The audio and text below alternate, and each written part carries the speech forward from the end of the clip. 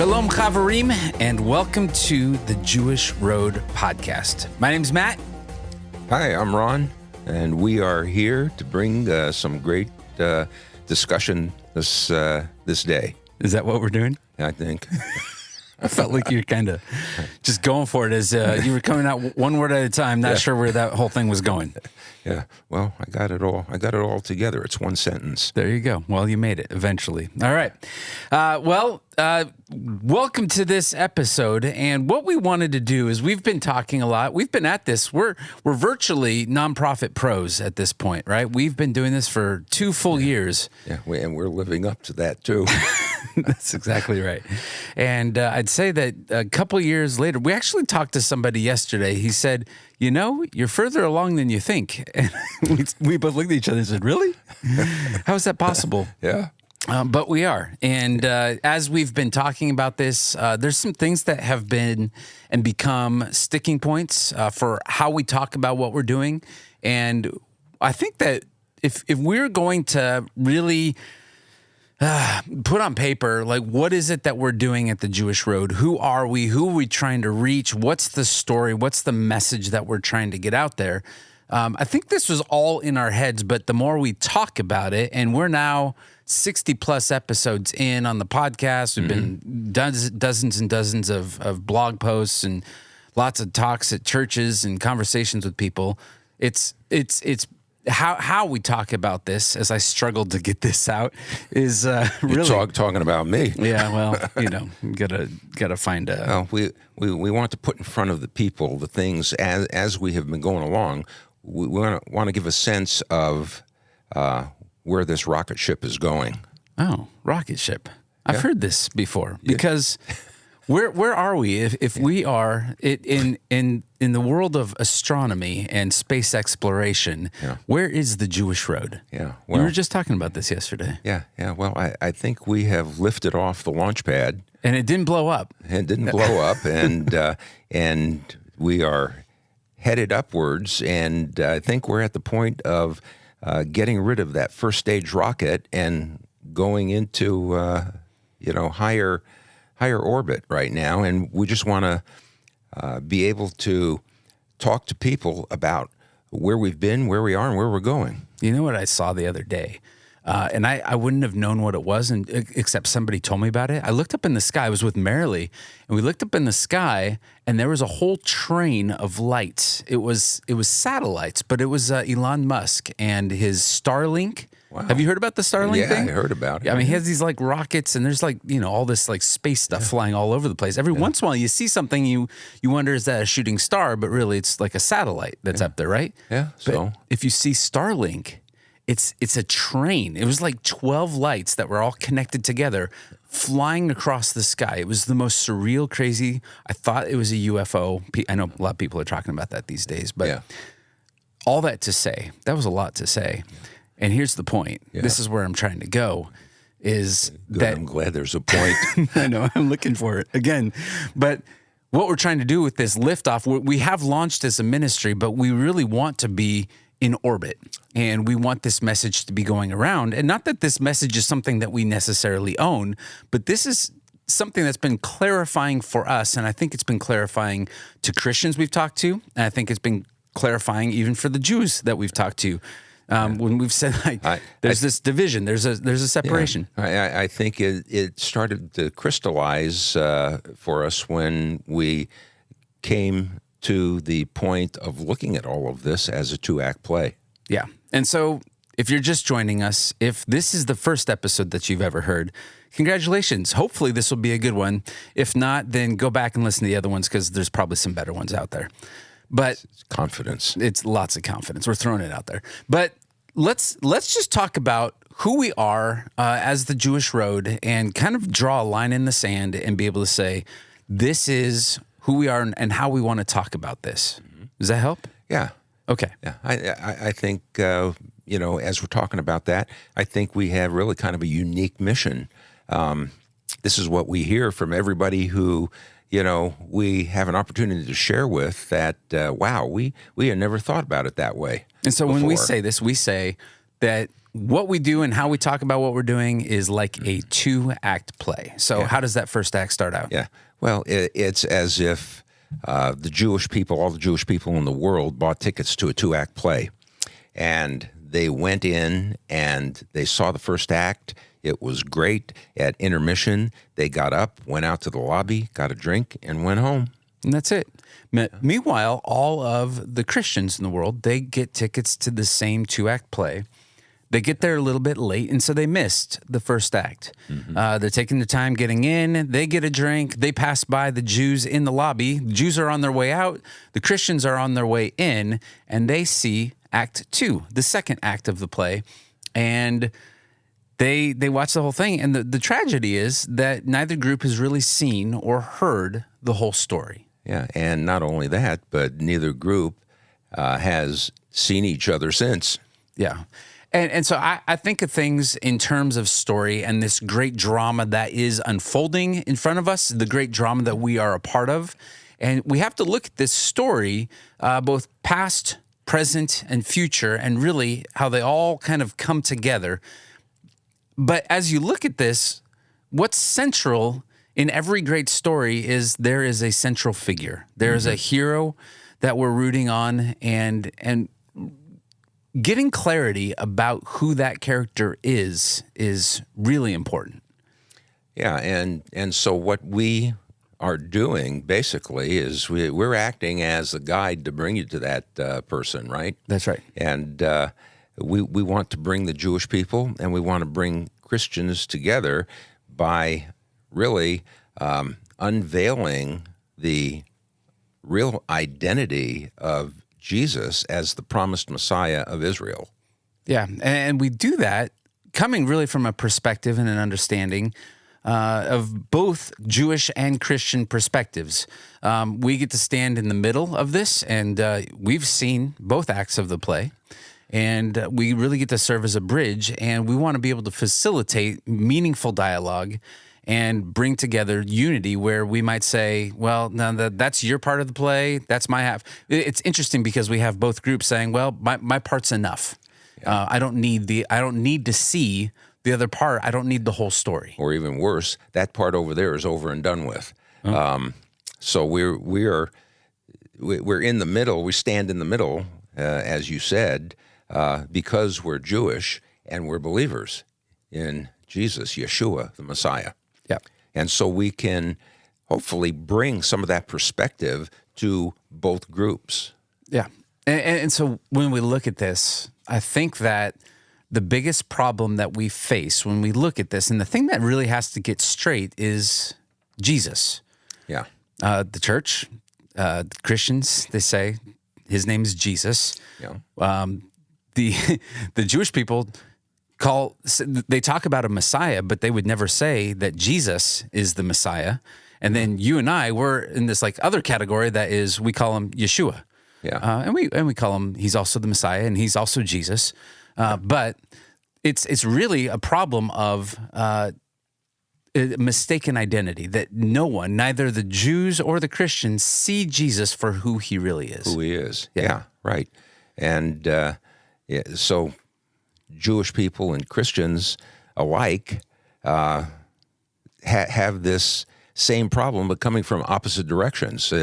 I didn't know it, growing up until I reached my mid-20s. I didn't see Jesus for who he was as the Jewish Messiah. And then when the veil was lifted, it's like, wow, that's amazing. He's one of ours. He's the Messiah. And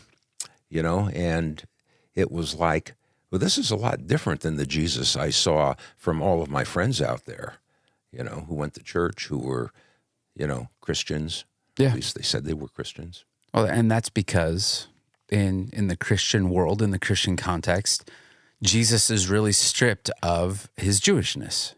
We have, a Jesus in white robes, and he looks very blonde, and the Jewish people, they look at him, and essentially they disregard him altogether. They've written him off because he no longer looks Jewish. Yeah, and for me, that was kind of a distorted picture of who he really is when I found out who he really was, that, he is, Yeshua HaMashiach, the son of Abraham, the son of David, and he is the Messiah who fulfilled all of the prophecies of the Old Testament, and still some yet to be fulfilled when he returns, because he's going to return. And what I think, if you've seen the TV show The Chosen, I think the thing that people like, and I'd say the primary audience of the people who enjoy The Chosen are Christians, but the reason that they really like it, I think what they like about the whole thing is it's putting Jesus back into his Jewish context. It's restoring who he was and who he is from the very, very beginning. That they look and they say, I like that. And I think it's almost surprising because it's not how we normally picture Jesus. I grew up with the flannel graphs, and he's wearing white robes, he's smiling, and he's carrying a lamb in his arms. Yeah. And that's not necessarily the true picture of what that's supposed to look like. Yeah, yeah, and it's hard to live out your full faith when you only have half of the story. And so for us Jews who grow up without any kind of a relationship with the Messiah, looking for the Messiah, maybe most I think are not, but that is the sense that the observant and Orthodox Jewish people, they are looking for the Messiah to come. But the challenge is that they completely will disregard the second half of the story, and we want our brothers and sisters who are believers, who are Christians, to be able to share the second half of the story with those who are only looking at the first half. Yeah, and I think that as believers, people who follow Jesus of Nazareth, that our understanding of Jesus's identity is integral to our faith journey. And when you truly know who Jesus is, when you have things straight about his identity, it not only deepens our faith, but it illuminates his intent. What is it that he actually came for? And it helps to explain the story. And when we don't have that right, we're missing the plot. Yeah. And the plot gets missed on both sides. When I think of, and when I first grew to understand who Jesus was, I was brought into the fact that the Messiah had a role that he was going to suffer and he was going to die for our sins. Isaiah 53, the forbidden chapter, opened all of that, just a huge illumination of who he was. But we've lost some of that original narrative. The fact that when the Messiah came, Jeremiah prophesied and Ezekiel prophesied that a new covenant was going to be brought. And that new covenant was going to be brought and made with Israel.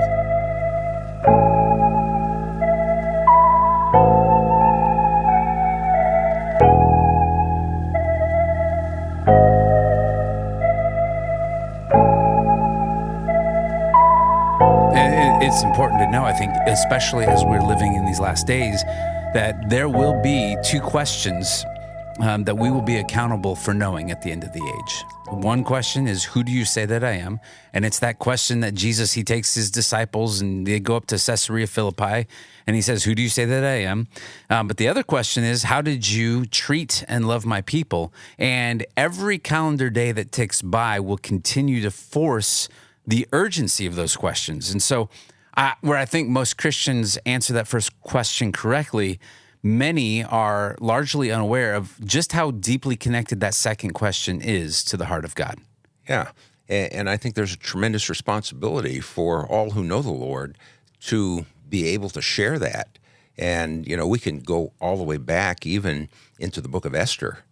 And, to know something and to not stand for it or proclaim it is a tremendous neglect of a responsibility that God gave. I just, when you were saying that, recalled the words of what Mordecai said to Esther, for if you keep silent at this time, relief and deliverance will rise for the Jews from another place, but you and your father's house will perish. And who knows whether you have not come to the kingdom for such a time as this. And so, we have that responsibility to not stay silent and to stand for what's true. And it was true for Esther in her day, and it's true for us today.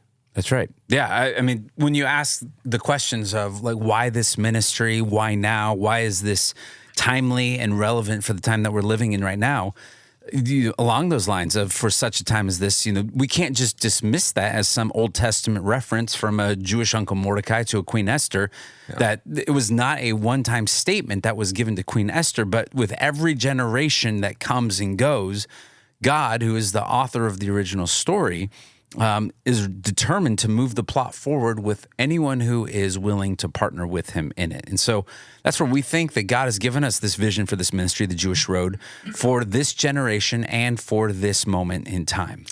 Yeah, I think so. And I think the stakes are really high, that this is a message that we have to get out as we are really, I believe, closing in on the end of history and the end of this age. Yeah, well, and the question of Israel is not going away anytime soon. We can't ignore it.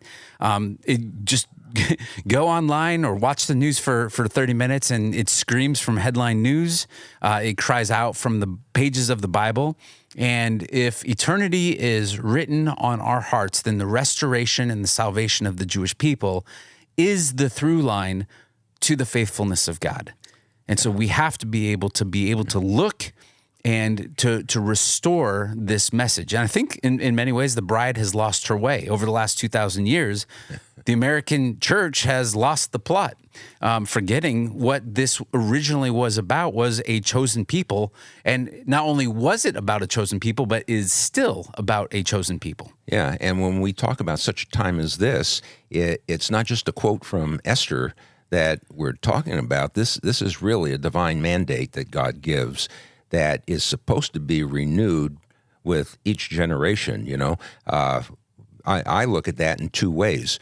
When we do a bar mitzvah or bat mitzvah, we hand the Torah down from grandfather to father to the young, bar mitzvah, and we're passing the word of God along from generation to generation. Yeah, and I think that the church has a Lador Vador, as we say, from generation to generation, that they need to pass down as well.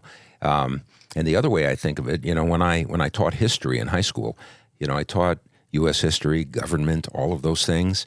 What we're doing is we are renewing, as we're passing down to that next generation of kids, the understanding of what this country was founded on and what the beliefs were and so on. If you don't teach that, then it gets lost. And I think we can see the results of that even today in the world and the country that we live in.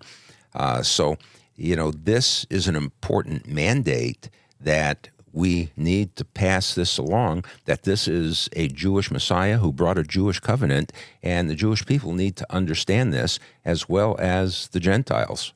Yeah, and it's incumbent upon the church to be a light, right? Whereas originally God said to the chosen people, he said he chose Israel, and he says, you will be a light to the nations. From you, everybody else will receive the light.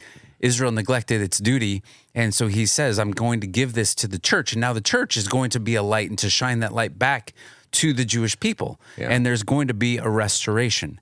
But we have to remember that God is not done with the Jewish people. And if we could stand up and say anything, is we cannot forget Israel. We cannot forget the Jewish people. Yeah, and as you say that, as we are a light, I think of all of the times when we talk about how Israel has failed in terms of what their role is.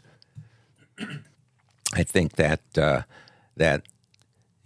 in many ways, the church has failed as well.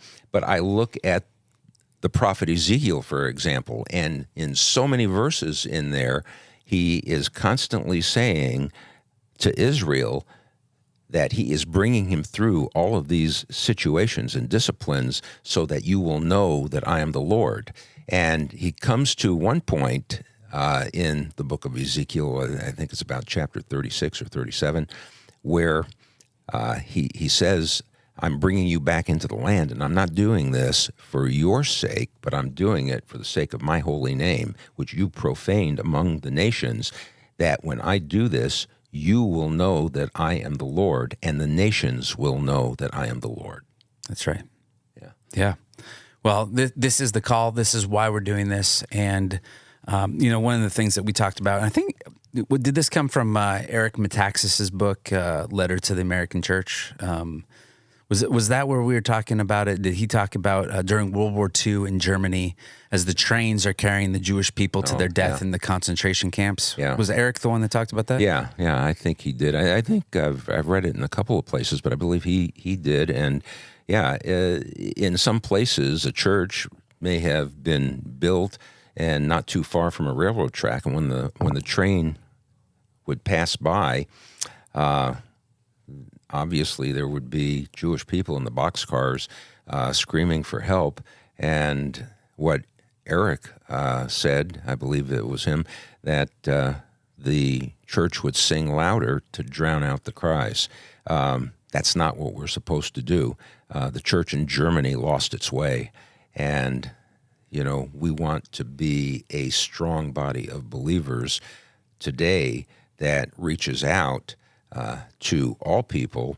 But as the Apostle Paul said, this gospel, which leads to the salvation of all who will believe, is to the Jew first and also to the Gentile. That's right. And so we can no longer look away. We can no longer turn up the volume and ignore God's covenantal people.